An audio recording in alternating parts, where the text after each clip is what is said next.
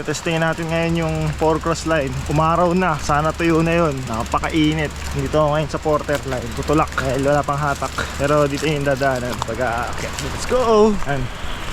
Ano naman, medyo banayad naman yung paakyat. Hindi naman ganun kahirap.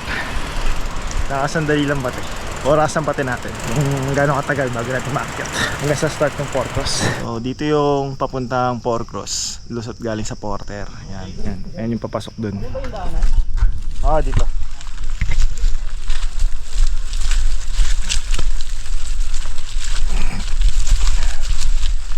Yan yung starting ng 4-cross. Ano sabi mo? Ay! Maraming magkakasunod dyan na pwede mong pagpaliparan. Oo nga, no? Safe na, malawak na. Sige. Papalo kang Ganda. Ay! Ano yan? Yan na yung starting? Starting ng 4-cross, dyan nilalagay. Yan na pala yun. Yung gate ng 4-cross, dyan ibabagsak. Ikaw mauna, bibidyoan nga kita eh. Sige. Tingin mo. Ano naman to eh? Wait lang. Flow lang siya, Subukan ko muna. flowy lang siya. Subukan ko muna yung flow. Sige. Pabalik ako. Ayan. Subukan ko muna.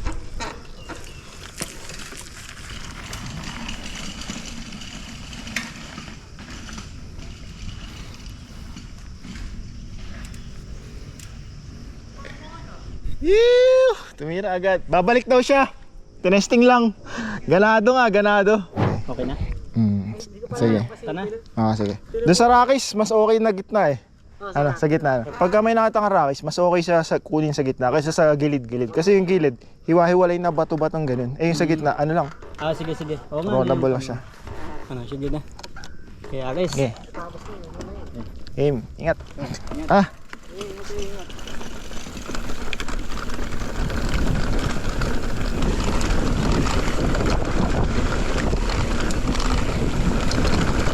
Ang bilis ni Ray.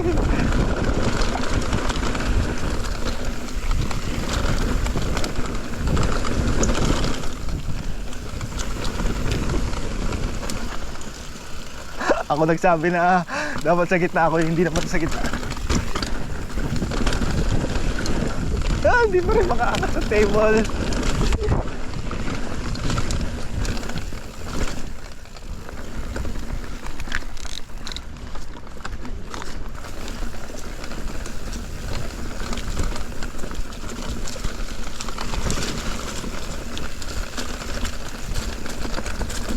Basta yung bato dito.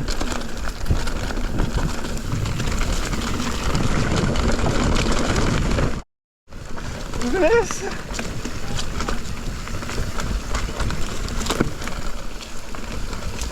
Ay, drop dyan drop yan.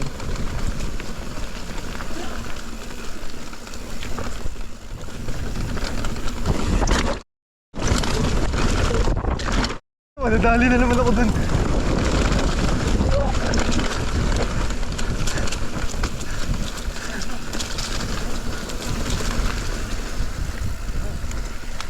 Malambot kasi yung lupa niyan eh. Ay, yung lupa yung kahoy. Iwag na.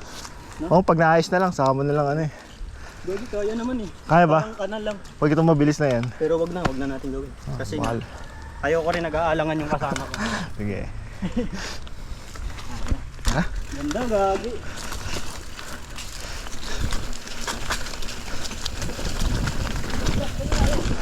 Sige, dito tayo para mahaba.